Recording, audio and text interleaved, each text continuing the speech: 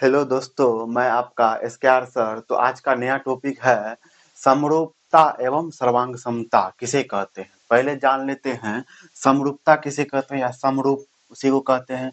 समरूप यानी सिमिलर किसे कहते हैं। यहाँ पे है सम प्लस रूप। समरूप में दो शब्द आया है, सम प्लस रूप।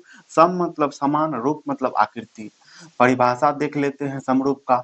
वे आकृतियां जिनका आकार समान हो किंतु विस्तार या माप या परिमाप अलग अलग हो, समरूप कहलाती है।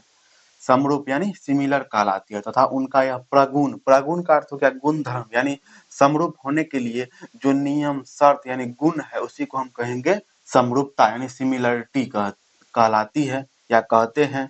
समरूपता के कुछ उदाहरण है। सभी वृत्त समरूप होते हैं। जैसे यहाँ पे दो वृत्त है, यहाँ पे दो वृत्त है, दो वृत्त समरूप है। यहाँ पे मतलब ये एक छोटा है एक बड़ा है, तो छोटा बड़ा से मतलब नहीं, मतलब आकार समान है, मतलब दोनों वृत्त है तो समरूप होंगे। सभी वृत्त समरूप होते हैं।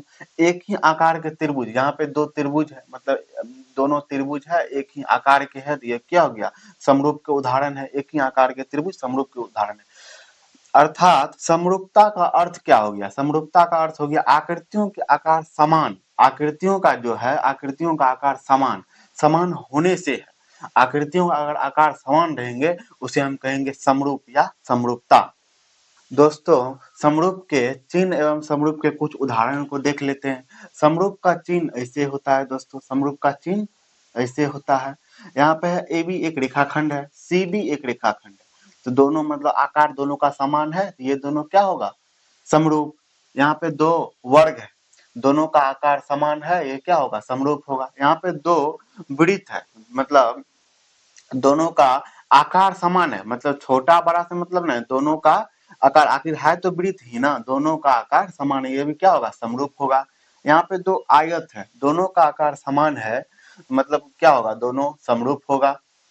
दोस्तों, दो त्रिभुज समरूप होने का शर्त, यानी दो त्रिभुज समरूप कब होंगे, यानी त्रिभुज के संगत कोण जब बराबर होंगे तथा दूसरा नियम है उनके संगत भुजाएं एक ही अनुपात यानी समानुपाती होना चाहिए।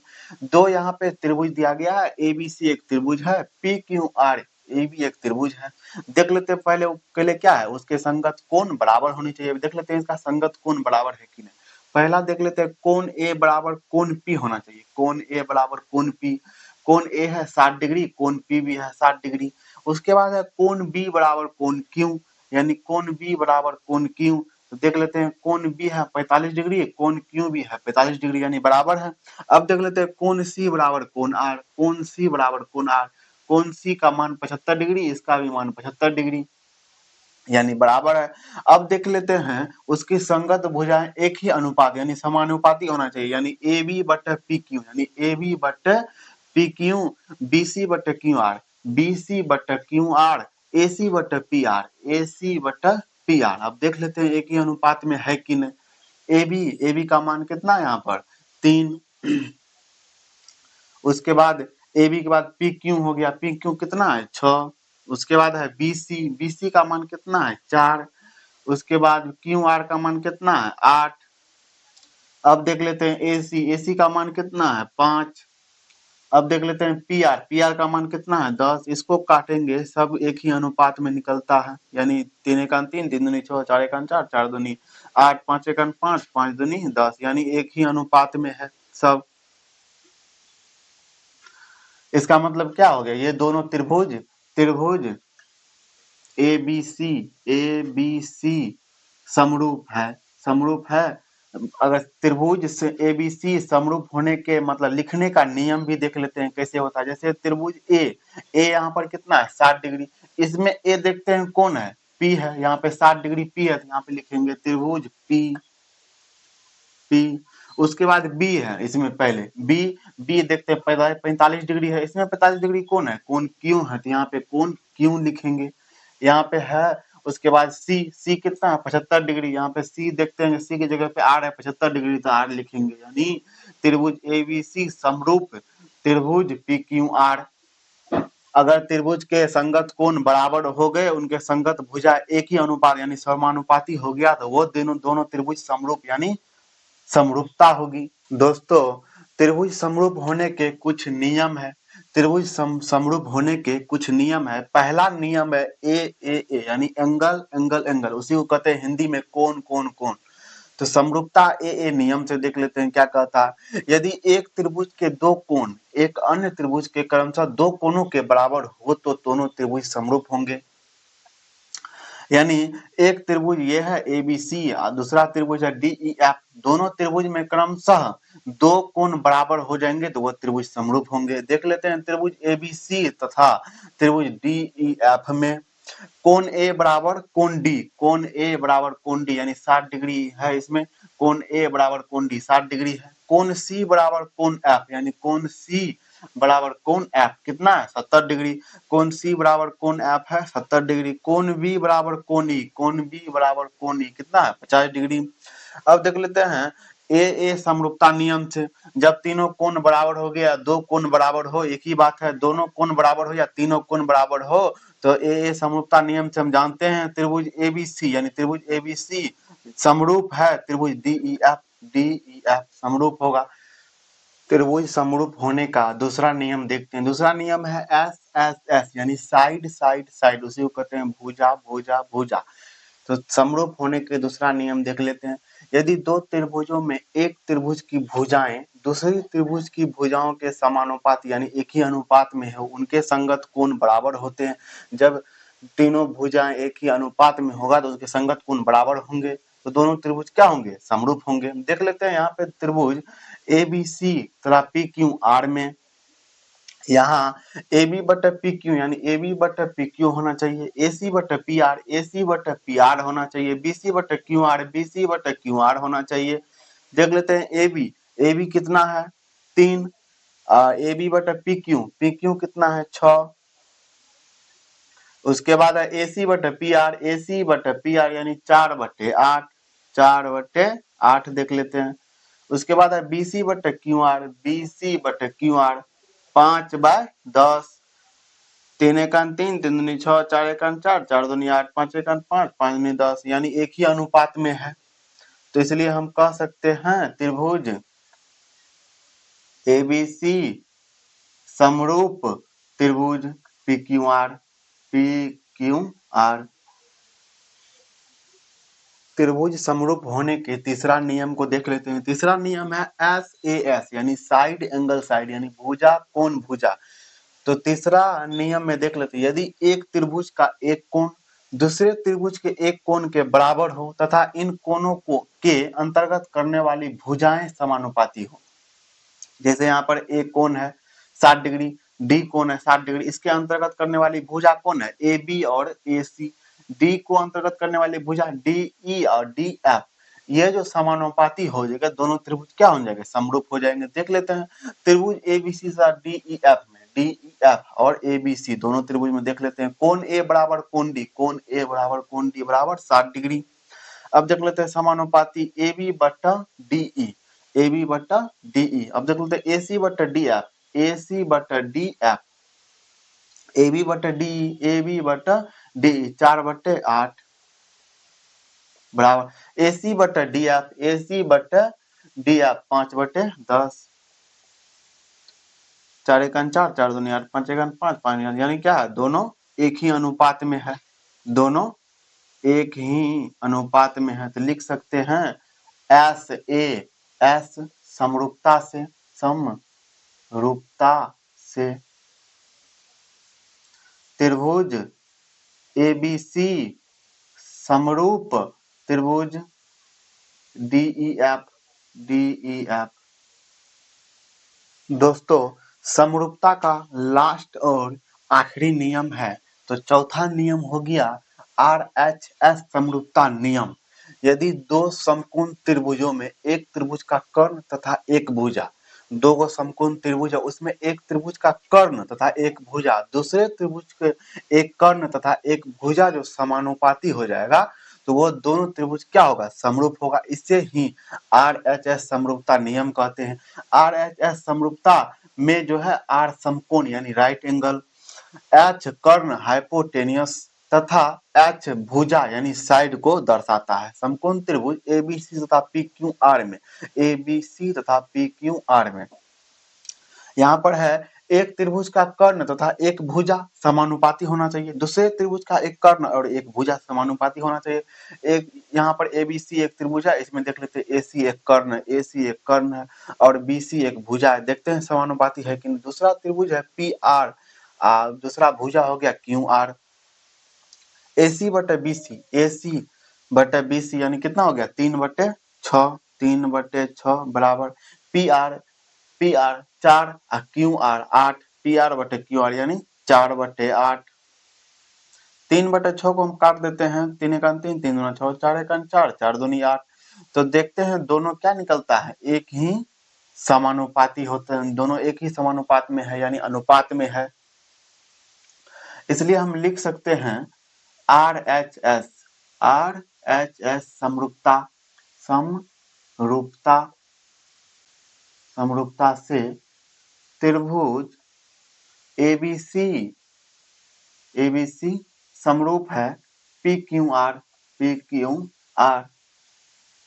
दोस्तों अब है सर्वांग सम किसे कहते हैं, यानी सर्वांग सम।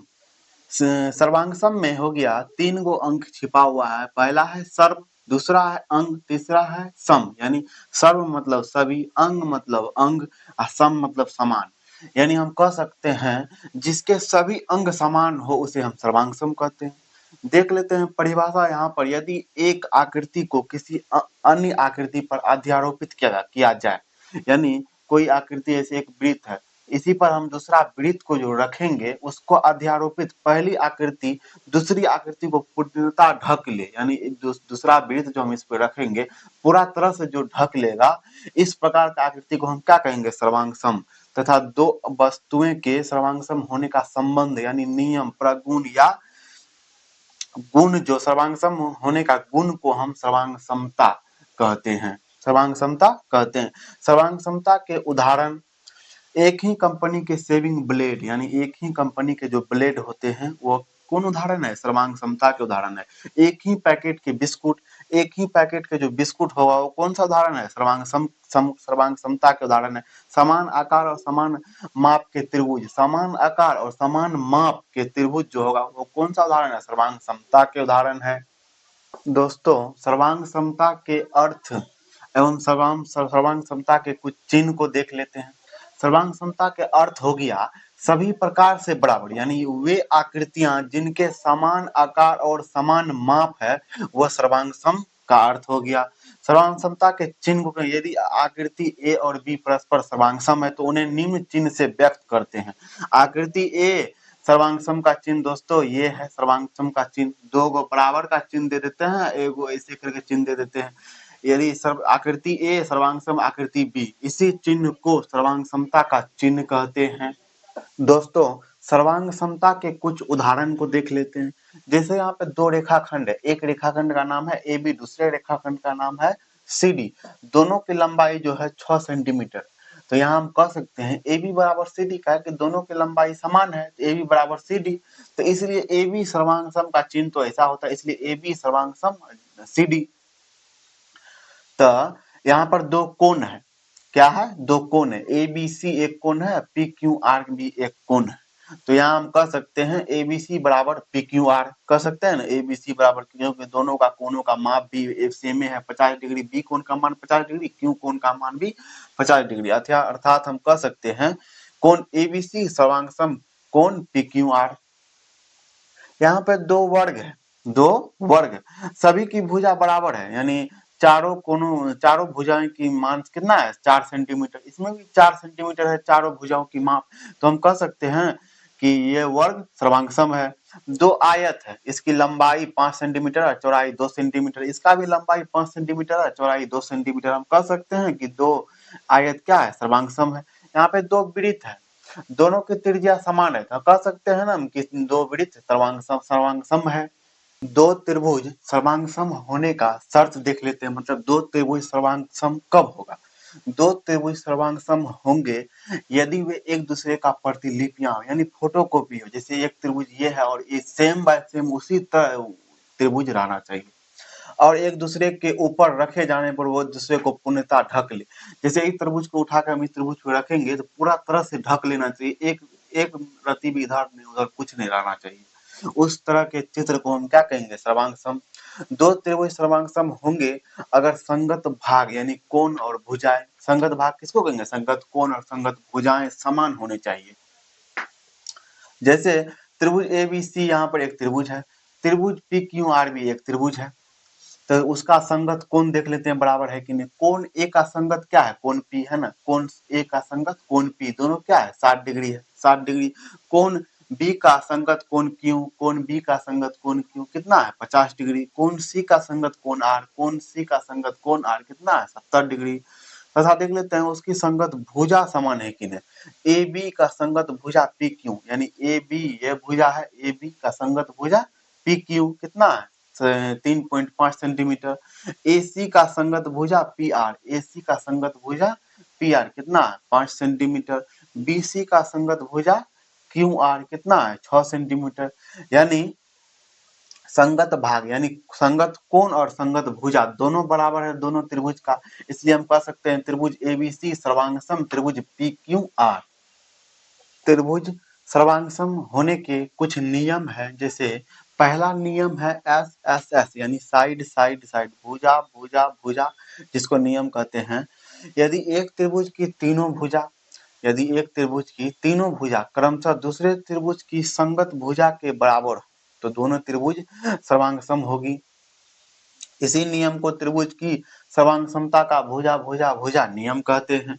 जैसे ये ABC त्रिभुज है, PQR भी त्रिभुज है, इसके संगत भुजा अगर बराबर होगा, तीनों संगत भुजा, इसका भी तीनों संगत भुजा अगर बराबर होगा तो वह त्रिभुज क्या होगा, सर्वांगसम SS नियम पे जाएगा।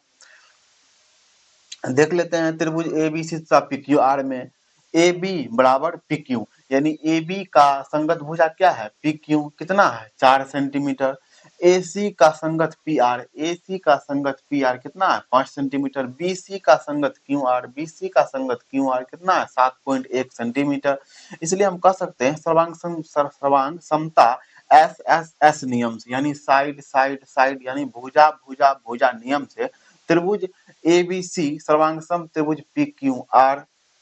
त्रिभुज सर्वांगसम होने के दूसरा नियम है SAS यानी साइड एंगल साइड, भुजा कोण भुजा।